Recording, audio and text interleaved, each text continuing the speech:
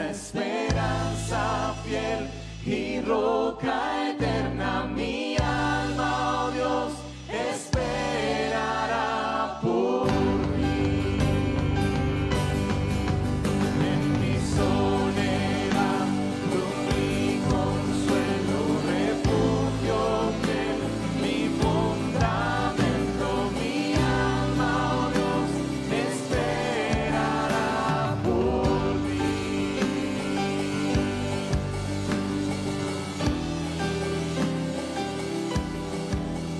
Fortaleza, roca eterna. Tú mi salvación, mi fortaleza, esperanza fiel y roca eterna. Mi alma, oh Dios, esperará por ti. En mi soledad, tú mi consuelo, refugio fiel, mi fundamento. Mi alma, oh Dios, esperará por ti.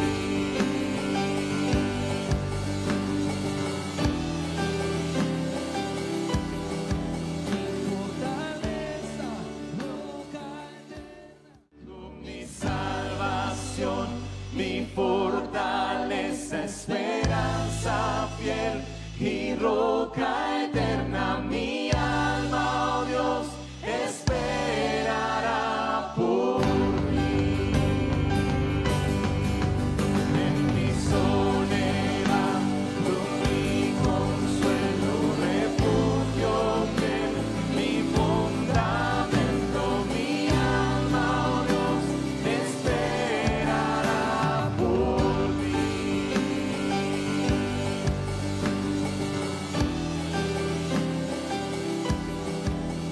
Fortaleza, roca eterna. Tú mi salvación, mi fortaleza, esperanza fiel y roca eterna. Mi alma, oh Dios, esperará por ti. En mi soledad, tú mi consuelo, refugio fiel, mi fundamento. Mi alma, oh Dios, esperará por ti.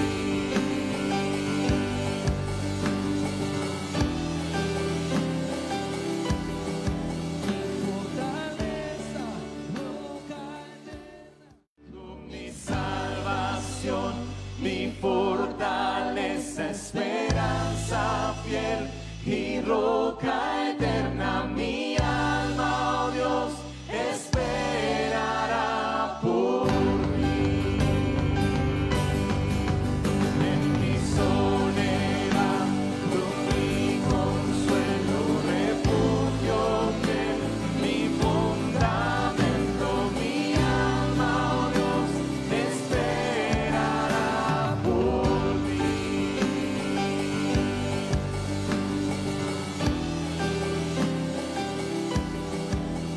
Fortaleza, roca eterna. Tú mi salvación, mi fortaleza, esperanza fiel y roca eterna. Mi alma, oh Dios, esperará por ti. En mi soledad, tú mi consuelo, refugio fiel, mi fundamento. Mi alma, oh Dios, esperará por ti.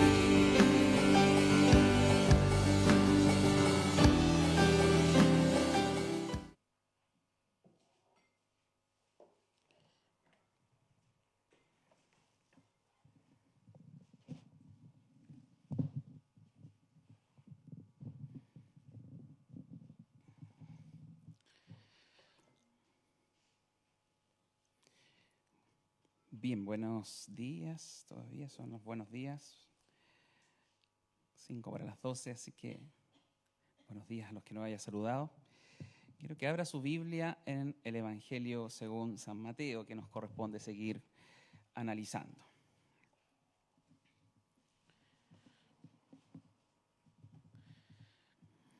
La semana pasada les leí la siguiente frase, terminé con ella la prédica de la semana pasada, que dice: no es necio aquel que da lo que no puede retener, para ganar lo que no puede perder. Es una frase de un misionero llamado Jim Elliot, y que quiero contarle un poquito su historia en esta oportunidad. Bueno, él de muy joven, y siendo de una familia cristiana, se interesó en las cosas de Dios. Él deseó a los 20 y tantos años salir a misionar, salir a un lugar lejano de su casa, de la comodidad de sus Estados Unidos, para ir a Ecuador, especialmente a una comunidad, a una tribu, conocidos como los Guaraoni, que en lengua quechua se le decía a ellos los Auca, que significan salvajes, porque era una tribu bastante difícil. Pero él, entendiendo el llamado de Dios, quiso ir a trabajar a ese lugar, y junto a 4 misioneros más empezaron a tener contacto con esta tribu, salvaje por supuesto. Y las primeras aproximaciones fueron buenas. Él, ahí estando en Ecuador, se casó con una mujer misionera también de Estados Unidos.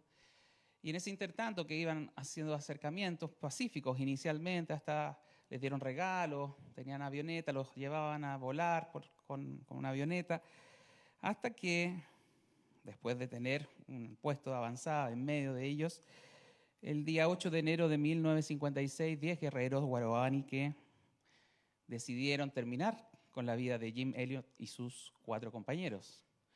Se dice que los atravesaron con lanza y los dejaron fluir por el río que descargaba, ¿no es cierto?, más abajo. Y claro, una historia triste si la vemos hasta ese momento, funesta, porque ellos murieron. Pero tiene todo sentido la frase de este muchacho, porque él entendió finalmente qué era lo más importante, cuál era el sentido importante de su vida. No era para él mismo, sino para Dios, y entender que a través de sus hechos demostró que esa frase era real, que era verdadera. La historia sigue porque más adelante, 2 años después, su propia esposa con más hermanos siguieron la misión y siguieron tomando contacto con esta tribu, ¿no es cierto?, salvaje, los Guaraoni. Y con el tiempo, aquellos guerreros que mataron, ¿no es cierto?, a su esposo y a las demás personas misioneras, bueno, gracias a Dios se convirtieron. Y se formó una avanzada, una iglesia, hasta su propio hijo, que dejó de meses, terminó viviendo en medio de la tribu. Y eso es algo importante de ver y de mirar, no para que nosotros sigamos exactamente el mismo ejemplo, sino porque el tema de hoy tiene que ver justamente con qué valoramos de nuestra vida, cuáles son las cosas importantes que tenemos como prioridad. Y los versículos de Cristo que vamos a leer hoy, que son 2, van en el mismo sentido, van en la misma idea. Poder entender qué es lo que es la vida, qué es lo que es la muerte y el propósito de nuestra existencia, más allá de una profesión, de una familia, sino que entenderlo bajo la mirada y la perspectiva que Cristo nos va a dar. Así que quiero que leamos juntos los versículos de hoy, 16, 25 y 26, Mateo 16, 25 y 26, para que los analicemos. Si los tiene ahí, léalos junto conmigo. Dice: porque todo el que quiera salvar su vida, la perderá. Y todo el que pierda su vida, por causa de mí, la hallará. Porque ¿qué aprovechará al hombre si ganare todo el mundo y perdiere su alma? ¿O qué recompensa dará el hombre por su alma? Oremos un momento por estos versículos. Padre, estamos aquí nuevamente dispuestos para escuchar tu voz, para escuchar tus palabras, para atender a ella y hacer seguramente cambios significativos en nuestra vida. Yo te pido, por el nombre de Cristo, por sus méritos en la cruz, que una vez más el Espíritu Santo guíe, Señor, mi exposición, que sea fiel con el contenido de tus palabras, Señor, aún como lo hiciste con Isaías, Señor, que tomaste un carbón encendido del altar y quemaste, Señor, sus labios para que hablara tu verdad. También lo hagas conmigo para ser un portador fiel de tu palabra. Bendice también a mis hermanos. Asimismo, quiero que ellos oigan y entiendan todo el consejo de lo que tú estás diciendo en estos pequeños versículos. Y que sean de gran importancia para sus vidas, para que juntos, Señor, nos animemos a seguir cambiando, a seguir identificándonos contigo y a seguir trabajando para que el mundo pueda ver efectivamente que somos tuyos. Te lo pido en el nombre de Jesús. Amén. Bueno, estos versículos vienen a continuación de lo que ya vimos la semana pasada. Recuerde, la semana pasada fue un solo versículo, el versículo precedente, el versículo 24, que decía que si alguno quería venir en pos de mí, Jesús lanza este desafío, tiene que negarse a sí mismo, tomar su cruz y seguirlo. Y esto es esperable, esta continuación necesaria de estos versículos para poder enseñarnos qué significa la vida, la muerte, el propósito de la vida, porque efectivamente tomar un desafío tan grande como él había lanzado requiere hacernos pensar en qué es lo importante, qué es lo que definitivamente nos mueve, qué es lo que nos motiva a vivir. Aún el correcto arrepentimiento y efectivamente la visión de una vida cristiana no puede ser separada de la visión que tengamos de Cristo y de Él como Señor y nosotros como sus hijos. No es una cosa, ya lo decíamos, venir a sentarse a escuchar un sermón domingo a domingo, sino que es mucho más lo que Jesús nos pide y quiere involucrarnos voluntariamente por amor a Él en esto. Y estos versículos, por supuesto, nos van a guiar para entender mucho mejor estos conceptos.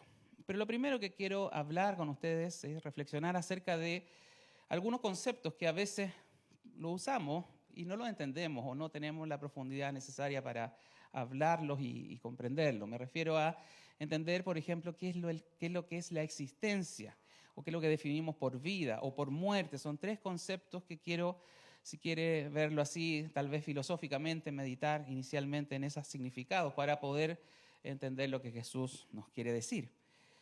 Porque todos entendemos que la existencia es meramente el hecho de aparecer en el planeta, que tener funciones biológicas, ¿no es cierto? Que lata nuestro corazón, que respiremos, que circule la sangre, que pensemos, que de alguna manera razonemos. A eso podríamos definir que es una existencia, la existencia humana. Pero vida, cuando hablamos de vida en general, lo que queremos decir es propósito, sentido, metas, deseos, que nosotros vamos a dirigir esa existencia en pos de cosas que nosotros mismos, por la mayor parte de las veces, nosotros mismos hemos definido con un propósito libre, con un propósito, ¿no es cierto?, que no fue forzado y que nos lleva entonces a forjar nuestra vida con esas inclinaciones, con esos deseos, con esas metas, para de alguna manera lograr cosas, para tener algo. Y de hecho, la mejor manera de entender la diferencia entre existencia y vida es cuando, por ejemplo, se nos cortan los propósitos o cuando ya no podemos resolver de manera libre esas decisiones. Imaginemos una persona que está esclavizada. Bueno, hoy día ya no existe la esclavitud en medio nuestro, pero en los siglos anteriores, por muchos milenios, de hecho, había esclavitud. Y la persona, podríamos decir que existía, pero no tenía vida por el hecho que sus decisiones, sus metas, sus propósitos eran definidos por el amo, no por la persona. Cualquiera que viera esa actividad, ¿no es cierto?, de la esclavitud, podría haber dicho, esas personas existen, sirven para propósitos de otros, no para ellos mismos. Y hoy, asimismo, en otro ejemplo que podemos verlo, cuando una persona se accidenta, tiene alguna lesión grave en su cuerpo, o incluso mentalmente queda con alguna discapacidad, lo miramos a veces con mucha misericordia, decimos esa persona no tiene vida, perdió su vida, o de alguna manera tratamos de hacer sentir que no puede decidir por él mismo, no puede tener independencia, depende de otros para hacer sus labores, y muchas veces lo miramos como una vida desgraciada por lo que le ha sucedido. Por lo tanto, así podemos entender lo que es la existencia de lo que es la vida, es decir, la existencia es meramente el hecho biológico de funcionar, de tener ¿no es cierto?, funcionando mi cuerpo y mi mente, pero vida ya involucra metas, propósitos, deseos de cada uno de nosotros, de manera relativamente libre. Y el otro concepto es la muerte. Yo sé que aquí, bastante simple, uno diría, la muerte nadie tiene duda de entender qué es la muerte. Es el cese, ¿no es cierto?, de las funciones biológicas, donde se acaba, en el caso biológico más estricto, se acaban los impulsos en el cerebro, no hay actividad eléctrica del cerebro, no hay latido cardíaco, no hay respiración. simple, se murió. Pero cuando en realidad tratamos el tema de la muerte, en realidad lo que estamos tratando de entender es lo que hay después de la muerte. Cuando hablamos de morir, no nos complica la muerte física en sí mismo, el cese de funciones biológicas, sino que qué es lo que hay después. Ese es el gran misterio y la cosa que a veces se ve por lo general con miedo, con pavor. ¿Qué hay después? Y sí, claro, tenemos una mentalidad materialista, atea o agnóstica, donde consideramos que somos polvo de estrella y no hay nada después de esta vida. Claro, muchos van a vivir con esa mentalidad y van a hacer su vida de acuerdo a esa premisa. ¿Qué va a significar eso? Que aunque a lo mejor no lo digan, que creen así, que no hay otra vida después de esta vida, van a vivir con un propósito en la vida limitado, solamente para justamente sobrevivir o pasarla mejor, de alguna manera, como saben que no hay nada o piensan que no hay nada, entonces todas sus metas van a estar fundadas aquí en la tierra, eso les va a definir. Pero si nosotros somos creyentes, y creyentes en la existencia de otra vida, incluso independiente de la visión religiosa, porque sabemos que en el Oriente hay gente que piensa que hay reencarnación, los musulmanes también hablan de un cielo, y obviamente la teología cristiana tiene su manera de pensar la siguiente vida, con un infierno final, con un juicio, con ciertas cosas que nos enseña la palabra. Como sea nuestra postura, bueno, al menos esas posturas nos dan cierta esperanza y nos permiten también visualizar de otra manera a lo que vería un ateo o un materialista la existencia. Eso define estos tres elementos, la vida, la muerte o la existencia, vida y muerte, define nuestra cosmovisión. ¿Qué es lo que es la cosmovisión? Bueno, es la manera de hacer las cosas, es la manera como yo comprendo el mundo, es como yo interactúo con los demás. Cada persona tiene una cosmovisión, aunque no lo diga, aunque no lo sepa definir en un papel o pueda decir yo creo esto. Todos tenemos en el diario andar, mostramos un cierto desempeño y eso trasunta o muestra entonces nuestra cosmovisión.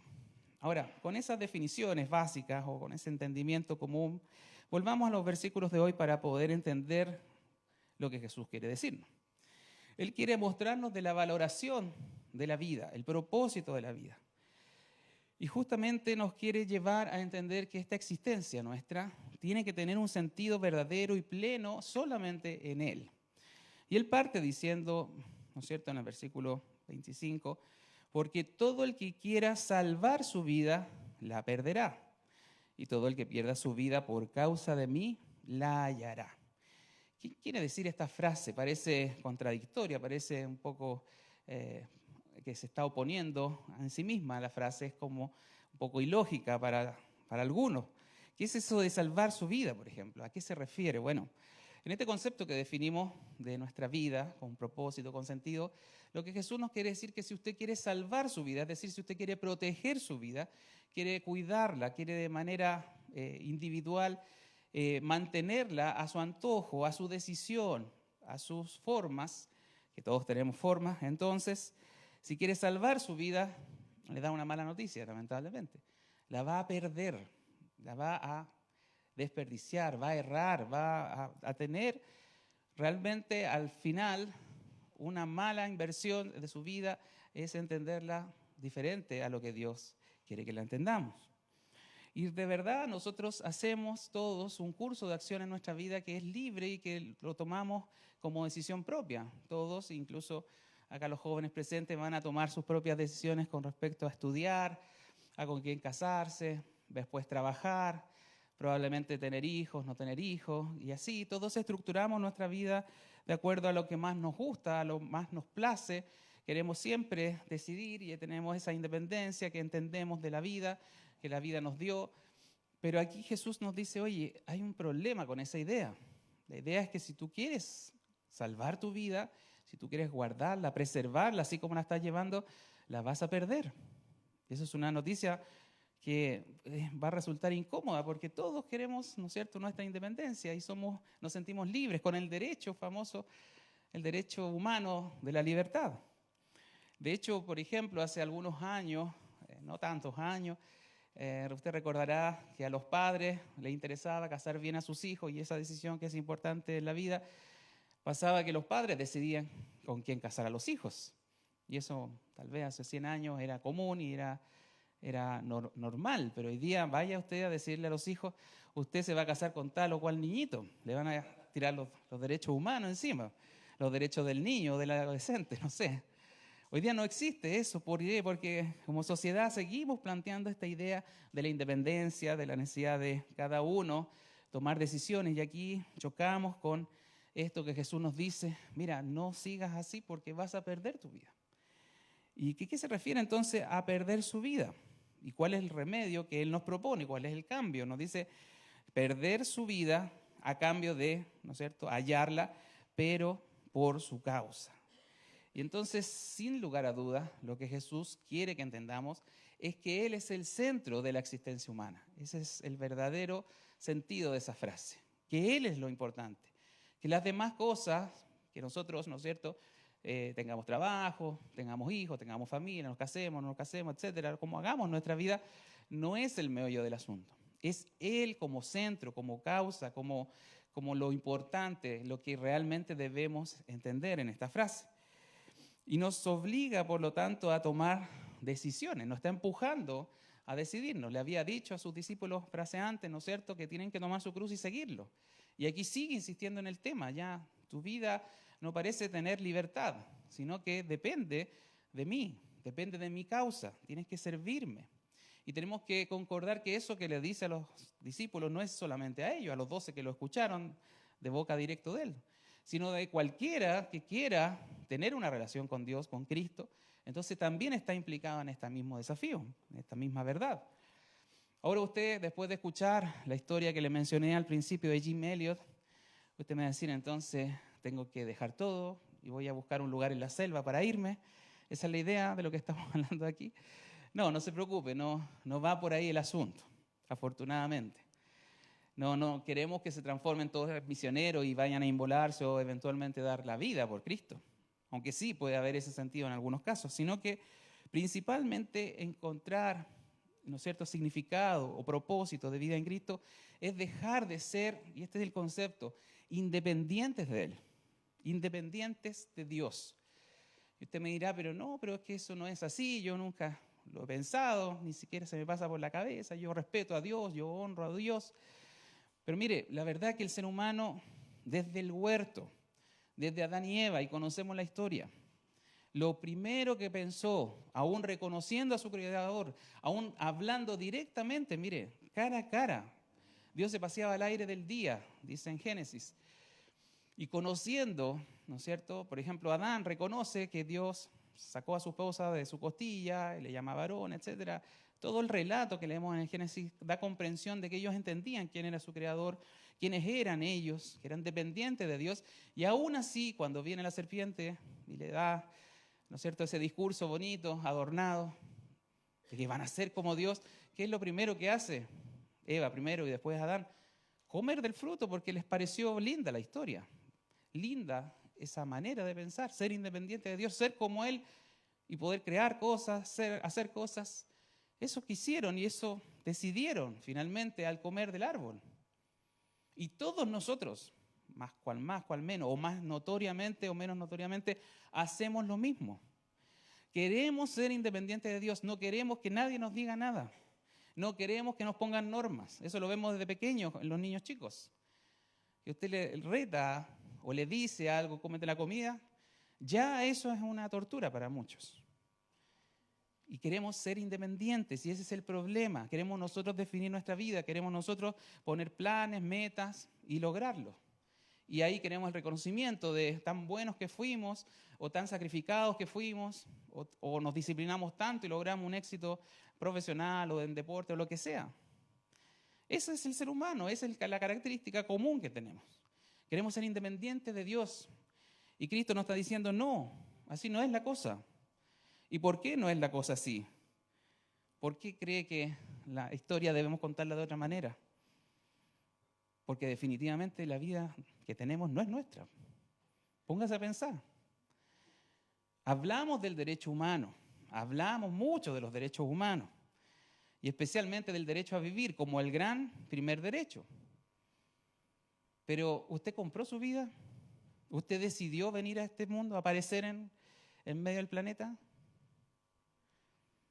Si alguien me levanta la mano, piénselo. ¿Alguien decidió estar aquí? ¿O compró un boleto, ¿no es cierto? Algo parecido a un boleto para aparecer en el planeta. No es así. Aún nuestros madres y padres que desearon tal vez procrearnos y tenernos, era por decisión divina que ustedes existieran. Dios permite que nazcan las guaguas. Él creó toda la biología y todos los procesos reproductivos para que funcionen y para que existamos. Por lo tanto, es de Dios la vida. Y eso lo entendió muy bien David. Y quiero leerle y recordarle esos versículos. Es todo el Salmo, en realidad el Salmo 139 exactamente habla acerca de eso, para que se recuerde de quién es la vida que usted tiene. Dice el Salmo 139, versículo 13, porque tú formaste mis entrañas, tú me hiciste en el vientre de mi madre. Pensamos que es, ¿no es cierto?, un proceso natural, que la gente se embarace, crezca, se reproduzca, no sé, o sea, crezca y el embrión siga tomando camino, se transforma en un feto y finalmente en un niño. Y todos esos procesos biológicos que a veces a uno le hacen tediosamente estudiar, sí, avalan el proceso, muestran el proceso. Pero ¿quién estuvo ahí? ¿Quién controló esos factores? ¿Qué hace que un niño se pierda y que otro no? Que uno salga con malformaciones y otro no. Es Dios el que está ahí en medio del vientre, en las entrañas, formando. Dice más adelante, versículo 16, mi embrión vieron tus ojos, y en tu libro estaban escritas todas aquellas cosas que fueron luego formadas. Es decir, si usted salió como salió, no le eche la culpa a sus papás, ni a la genética, ni a otras cosas. Es Dios el responsable, ciertamente. Es Dios el responsable de nuestra vida. Y Él asume esa responsabilidad, por si tiene algún problema en ese punto. ¿Por qué? Porque todas las cosas que estaban escritas, como en un libro, bueno, fueron las que se realizaron, los procesos biológicos que Dios usó para salir como salimos. Y dice sin faltar ninguna de ellas, nada pasó, ningún detalle pasó por alto. Dios tenía todo planificado. Entonces, si comenzamos con esta definición de las cosas, en realidad la vida que usted tiene no es suya. Partamos por eso. Es de Dios, usted está aquí gracias a Dios. Y aún cantamos gracias a la vida que me ha dado tanto. Da risa porque lo cantamos, sí, es una canción bonita, no tengo problema en eso. Pero no está diciendo la verdad, no nos está diciendo cómo son las cosas. Porque la vida no produce nada, la vida es un concepto, consecuencia de una decisión de Dios. Entonces empecemos a mirar las cosas. Entonces, si miramos y volvemos a las palabras de Cristo, bueno, cobra más fuerza, más peso el poder hallar vida en Él. Tenemos que entender que esta idea del derecho, ¿no es cierto?, no es tan así. Hay que sacarse algunas ideas de la cabeza que nos han enseñado, que nos meten en las noticias y en los diferentes medios de comunicación. Si estamos aquí es porque Él permitió, ¿no es cierto?, que existiéramos. E incluso Él tiene todo el derecho por lo mismo a someternos a su voluntad, obligados. Pero mire, no lo hace, sino que nos dice que voluntariamente desechemos lo que estamos haciendo y lo sigamos a Él. No nos fuerza, Él quiere que voluntariamente usted se rinda a su propósito de vida, a sus objetivos de vida a Él. Y deje de pensar independientemente de Él, ese es el aspecto. Pero sigamos profundizando en esta idea. Mire, versículo 26. Parte con preguntas, estas preguntas que muchas veces en la Biblia vemos que son preguntas para que pensemos, se llaman preguntas retóricas. No le da la respuesta, sino que quiere que usted medite en lo que está preguntando. Y él comienza en el versículo 26 diciendo, ¿qué aprovechará al hombre si ganare todo el mundo y perdiere su alma? ¿Qué es el alma? Otro concepto. Y tenemos que saber qué es el alma para compararlo, porque quiere que los ponga como en una balanza. ¿No es cierto? El alma versus ganar todo el mundo. ¿Qué pesa más? Eso quiere que hagamos con la pregunta. Entonces, ¿qué es el alma? Otra pregunta, otra definición de concepto. Bueno, el alma o espíritu tienen el mismo sentido en la Biblia, por si no lo sabía, es donde están nuestros afectos, la volición, la toma de decisiones, la voluntad, las emociones, los pensamientos internos, el control de su vida. Es donde usted decide cosas. Ahí por algún lado me dirán, no, pero eso está en el cerebro, los pensamientos están ahí. Pero si bien el pensamiento fluye en el cerebro o necesita el cerebro como base, como sustrato, en realidad los pensamientos son inmateriales, no son concretos. Y entonces, y ahí viene todo una discusión, si usted lo quiere, de qué pasa después de que alguien muere. ¿Dónde se quedan esos pensamientos, esas ideas, todo eso? Bueno, créame, y la Biblia lo enseña así, sigue existiendo. Por eso pensamos que hay una vida después de esta vida, que lo que sigue persistiendo es la parte inmaterial de nosotros. Todas las ideas, pensamientos, eso en el fondo forma un todo, un alma, un espíritu que sigue prevaleciendo. Y de hecho hay estudios, bueno, no les quiero aburrir con eso, pero existen evaluaciones en experiencias cercanas a la muerte donde muestran que efectivamente la gente sigue pensando, a pesar de que se cesa electrocardiográficamente, electroencefalográficamente, cesa el funcionamiento del cerebro, la gente igual sigue pensando después de eso. Hay muchos estudios que están en ese límite, en ese umbral de la vida, que muestran que efectivamente hay algo después. Por eso que usted ha visto esos testimonios de gente que vuelve en ese umbral y sigue y sabe muchas cosas y cambia su vida de una manera dramática en algunos casos.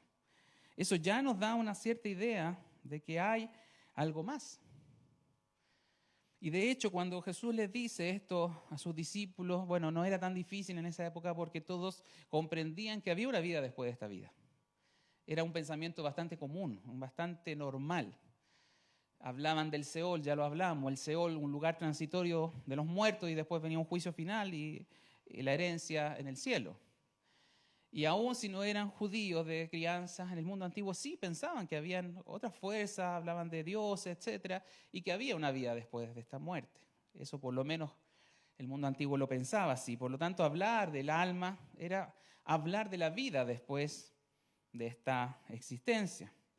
Y le insisto, mire, el pensamiento hoy día moderno está creciendo en el sentido agnóstico, en el sentido de no creer a Dios y no creer a la Biblia, a su palabra. Pero hay muchos ateos, y hay libros escritos por ellos, de que se han dedicado a evaluar esto, el tema de la vida después de esta vida, y se han encontrado con que sí, hay elementos para saber que hay vida después de esta vida. Y tal vez el mayor evidencia, si usted lo quiere, es la resurrección de Cristo. Y eso es un hecho histórico. Siempre hablo de la resurrección porque es un principio importante de la fe cristiana. Y hay un autor, Lee Strobel, que era un ateo, que era periodista, que quiso desmentir la resurrección. Y empezó a investigar como una investigación periodística con el afán de demostrar que era mentira. Investigó a médicos, investigó las causas de cómo Jesús murió y si era posible o no que resucitara. Y él, bueno, tiene un libro al respecto. Y finalmente estudiando eso se convierte a Cristo porque demuestra por sí mismo al estudiarlo que en realidad hay resurrección, que hay otra vida. Y necesitamos pensar así. Y aún si alguno de los que está aquí o los que me escucha eventualmente por Facebook quiere desafiar, no a mí, sino a Dios o a la palabra, póngase a estudiar, póngase a buscar. ¿Qué le va a salir? ¿Qué va a comprender? Bueno, hay una existencia posterior y de hecho eso es lo importante. Eso es lo que Jesús me está entonces diciendo. ¿Tú quieres, no es cierto, tu alma o todo este mundo? Esa es la gran pregunta que hace ahí en el versículo 26. Si ganamos todo el mundo, y todos sabemos lo que el mundo ofrece, eso tampoco es misterio. ¿Qué ofrece el mundo? Dinero, riqueza, placer, comodidad, ¿no es cierto? Tener un yate, un auto de lujo. Eso ha sido toda la existencia de la humanidad. Ofrece riquezas, cosas temporales que sí, van y vienen. Dinero va y viene. El poder va y viene. Y le dice, aún si usted ganara todo el mundo, si consiguiera todo eso, pero lo pone al contraste de una alma, de una vida después de esta vida, ¿qué pesa más? Eso quiere que piense. Y yo le voy a dar 3 razones por lo cual tendríamos que decir el alma pesa más. El alma es más importante. Y son 3 razones muy lógicas. Primero, la vida terrenal, como usted sabe, es momentánea. Aquí no hay nadie que haya pasado ni siquiera los 90 años aquí sentado en esta asistencia. La vida terrenal es corta, la vida terrenal es momentánea. la vida terrenal es finita. Y no queremos verlo. Queremos luchar y sobrevivir y pasar enfermedades. Y no estamos tomando en cuenta el concepto de Dios de que hay una vida después de esta vida, que nuestra alma va a persistir existiendo y que eso es importante. Tan importante que Jesús habló de eso muchas veces, el que más habla del cielo, del infierno, de la comparación de esos dos lugares a los cuales vamos a asistir según lo que creamos, son importantes.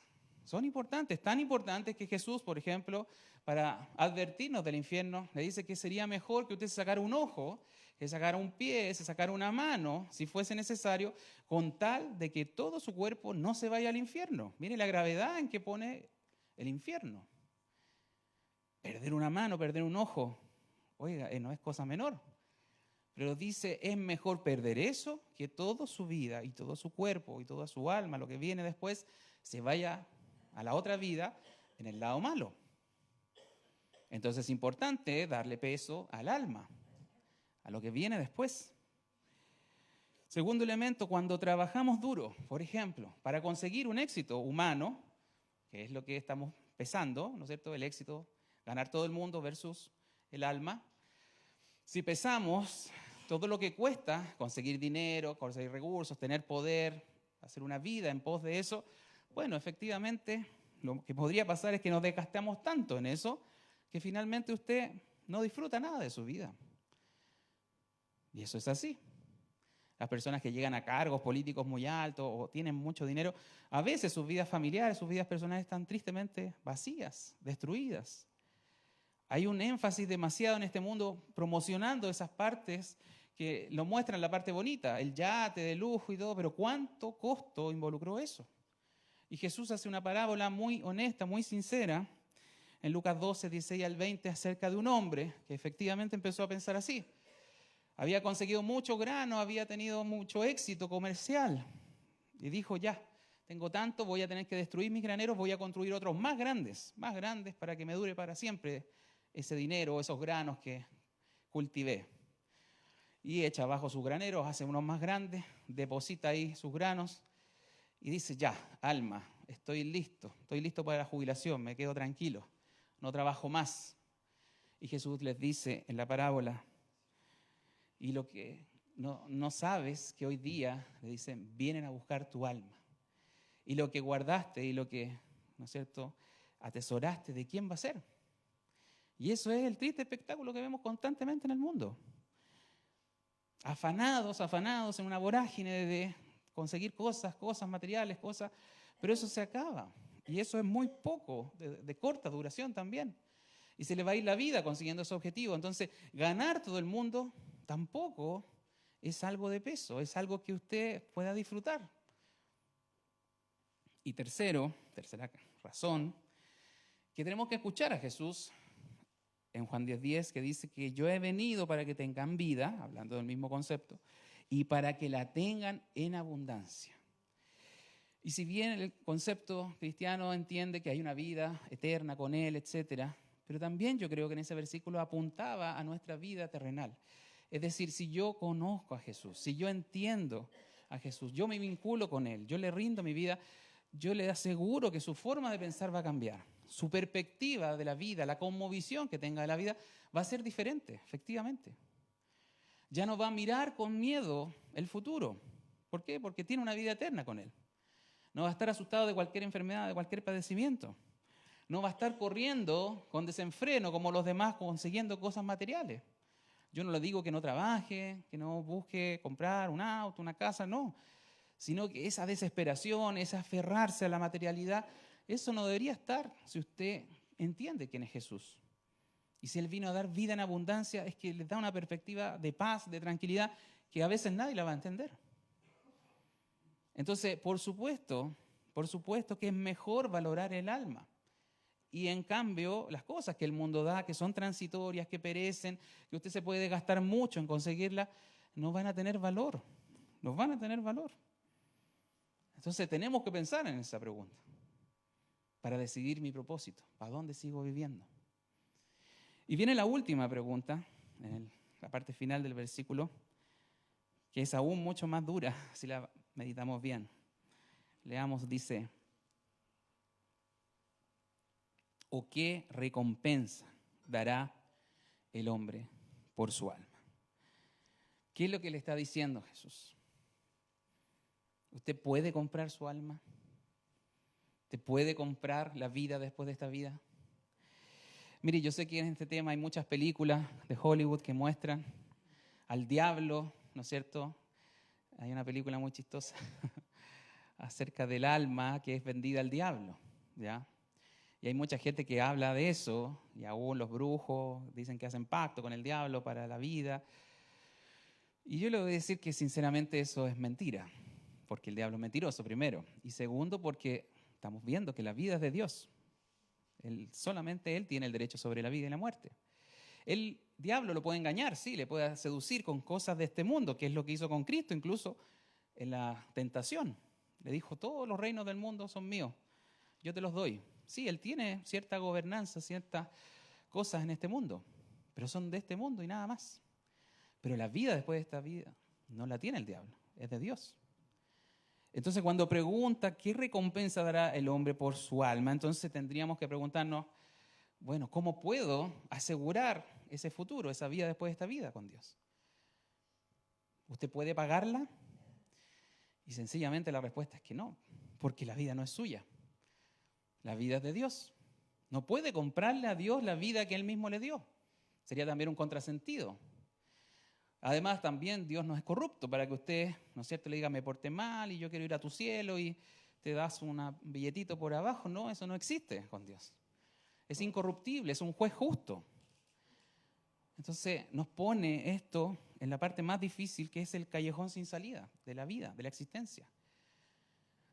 ¿Va a poder comprar una vida eterna buena si Dios no la vende porque es de Él? ¿Podemos asegurar una existencia cómoda después, que es eterna, que es para siempre, sin considerar lo que estamos haciendo ahora en este mundo? Eso quiere que piense. Y es un callejón sin salida, porque solamente lo lleva a Él, lo lleva a Cristo, a enfrentarse con Dios. Y mire, Dios, en el fondo son tres cosas que nos dice en este versículo. Nos dice, quiero darte el mejor significado de tu vida. Quiero que la disfrutes en mis términos. Eso quiere, que entendamos la lógica de Él. Y quiero que vivas conmigo eternamente. Esos son los ofrecimientos que hace a través de estos versículos. Y ya que estamos hablando de esto, tenemos que pensar entonces en qué estamos en nosotros. ¿Qué estamos haciendo? ¿Por qué estamos viviendo? ¿Qué es lo que nos motiva a levantarnos cada día? ¿Cuál es el propósito? ¿Para qué trabajo? ¿Para qué estudio? Mire, los jóvenes, lamentablemente ahora a tan corta edad desertan de los estudios porque no le encuentran sentido a lo que están estudiando, se cambian de carrera, no se hallan. Y aquí está la oferta de Dios de encontrar propósito en Él y hallar su vida, y hallar un sentido correcto. Entonces, no piensen en metas humanas. Yo sé que las tenemos y que todos las usamos para proyectarnos, y está bien hasta cierto punto. Pero que cuando se acaban esas metas humanas, si usted quería casarse, ya se casó, si usted quería tener una casa, ya la tiene, si ya quería tener un auto y lo tiene, ¿qué otra cosa? ¿Se va a perder el sentido de vida porque son esas las metas que tiene? Tiene que pensar en la meta principal, el alma, lo que hay después. Tenemos que meditar en eso porque Jesús es claro al respecto. Y Él quiere que lo reconozcamos como el Señor de la vida, el dueño de la vida. Y una existencia separada de Él no sirve de nada. Eso es lo que dice en Juan 15:5. Separado de mí, nada, dice, nada podéis hacer. Es enfático. Nada. Porque aún todo lo que usted tenga materialmente y que acumule este día, tampoco va a pasar a la otra vida, como bien lo sabemos. Yo sé que hay culturas en los egipcios, enterraban a los faraones con toda su grandeza, con todo su dinero. También por ahí hay alguna gente moderna que se ha enterrado con su auto BMW o con su Mercedes ahí. Pero es un absurdo eso. Porque nadie se puede llevar algo. Es lo que dice Job, capítulo 1, 21, dice, desnudo salí del vientre de mi madre y desnudo volveré allá. Eso es la vida, un pasaje por acá. Dios dio, o Jehová dio, Jehová quitó, bendito sea el nombre de Dios. Todo está en Dios, toda nuestra vida, y a veces lo que tenemos que entender es que este tiempo corto que tenemos en este planeta, mire, es para escuchar su mensaje, es para escuchar su voz. Eso es lo que estamos haciendo ahora. Estamos escuchando directamente su voz. Y entonces, ¿qué vamos a hacer con esto? Dígame, ¿qué va a hacer usted con lo que le estoy contando? Que no es mi historia, le insisto, es la pregunta que hace Jesús. Aún él, en el contexto, él está hablando de ir a morir a una cruz para darnos vida, para regalarnos una existencia con propósito, con eternidad significativa. Entonces, ¿qué vamos a hacer con eso? ¿Quién soy yo para despreciar las palabras de Jesús y decidir hacer la vida a mi manera? Y finalmente que me vaya mal y que termine en el infierno. ¿Quién soy yo para desafiar al Creador? Es decir, el orgullo humano y la altivez que tendríamos que tener sería mucha para ir contra el Creador, para querer seguir siendo independiente de Él y no someterme a Él voluntariamente, porque eso es lo que está pidiendo.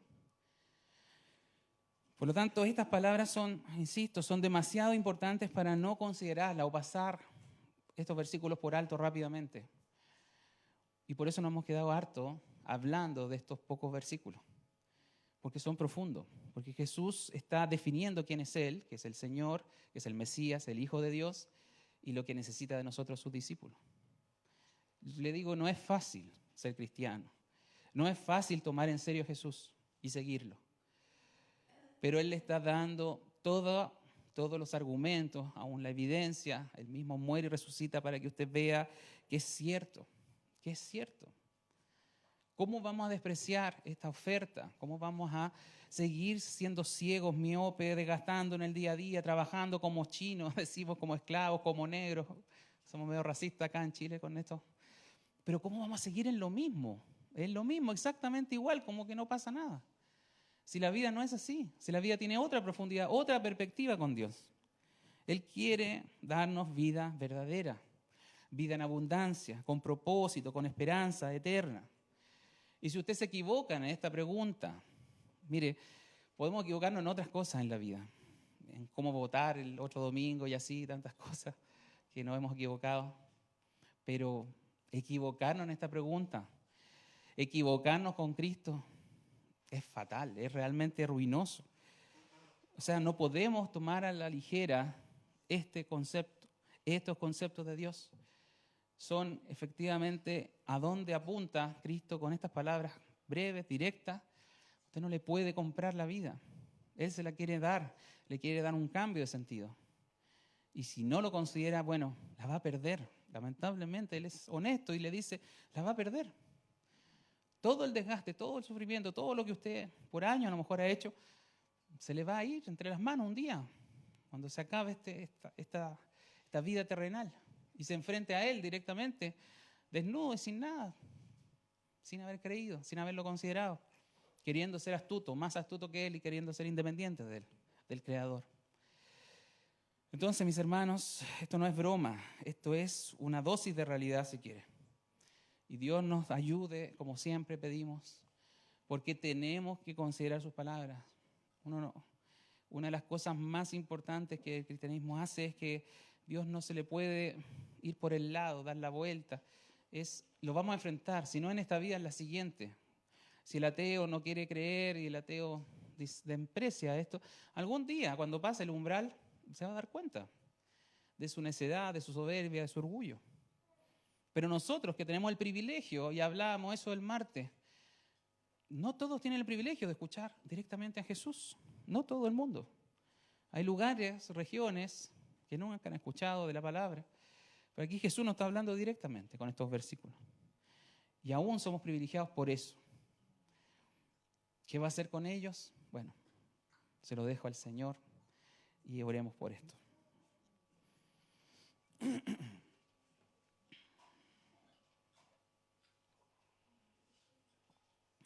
Padre, te damos gracias por este tiempo de compartir tu palabra una vez más, Señor. Traes gran luz a nuestras vidas, Señor. Nos haces pensar. Yo sé que nos pones un poco incómodo porque tu verdad es mucho más grande que nosotros mismos, Señor. Mucho más grande que la vida que tenemos. Y queremos apreciarte, queremos mirar de nuevo hacia el cielo y poder encontrar a Cristo sentado a la diestra del Padre, con todo el poder, con toda la gloria por el inmenso sacrificio que hizo, y poder reconocerle, poder seguir sus pasos. Puede ser difícil, puede ser que nos tome, Señor, incluso la vida material y física por seguir tus pisadas, Señor, pero aún eso es mejor que seguir viviendo fuera de ti.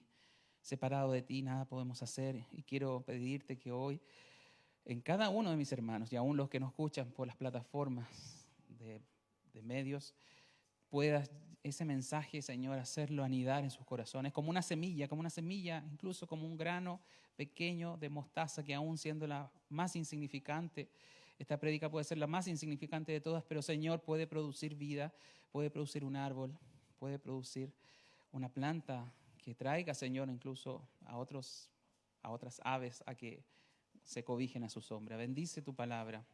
Guíanos una vez más como personas, Señor, pero también colectivamente como iglesia a bendecir y alabar tu nombre y a ser agradecidos de lo que tú nos has dado. Te lo pido esto en el nombre de Jesús. Amén. Vamos a pedir a Esteban que cantemos una canción que nos sirva para reflexionar en esto, para después pasar a la ofrenda.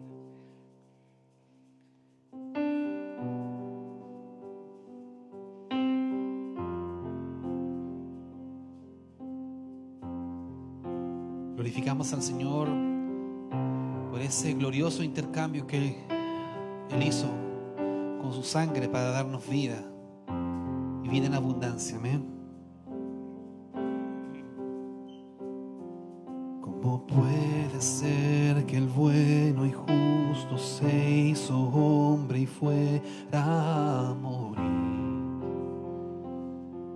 por el más vil pecador? Como siendo yo su enemigo, el sufrimiento en mi lugar tomó en aquella cruz y cargó mi maldad sobre él. Su rectitud por la fe mía es.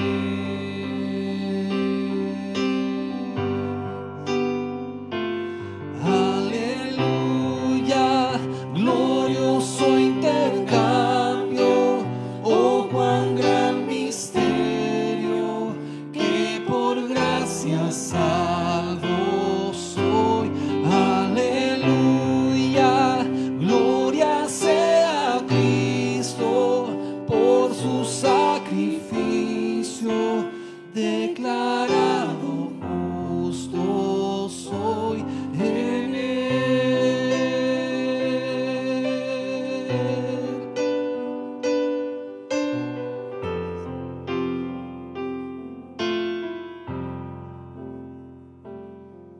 ¿Cómo es posible que en Jesús, como a su Hijo, Él me recibió?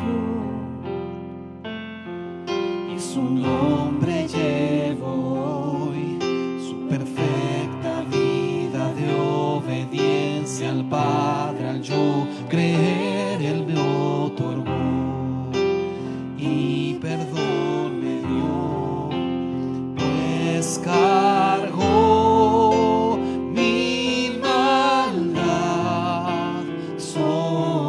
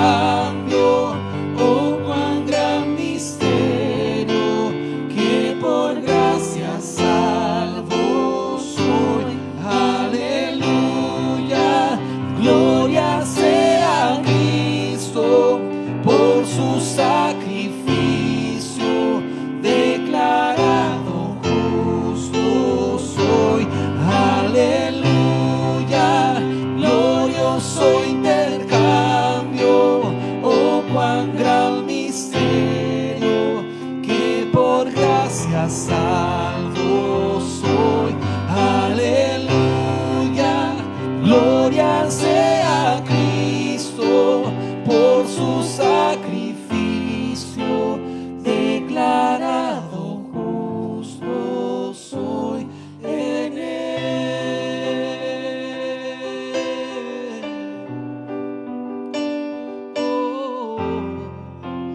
Declarado justo soy en él. Gracias, Jesús, porque ahora tu justicia es mi justicia. Porque ahora con tu muerte, tu vida es mi vida, Señor. Y ya no vivo yo, sino que Cristo vive en mí. Gracias, Jesús, por tu amor eterno. Amén. Amén. Puede tomar asiento un momento. Vamos a pasar a el periodo de las ofrendas. Mi fortaleza, esperanza fiel y roca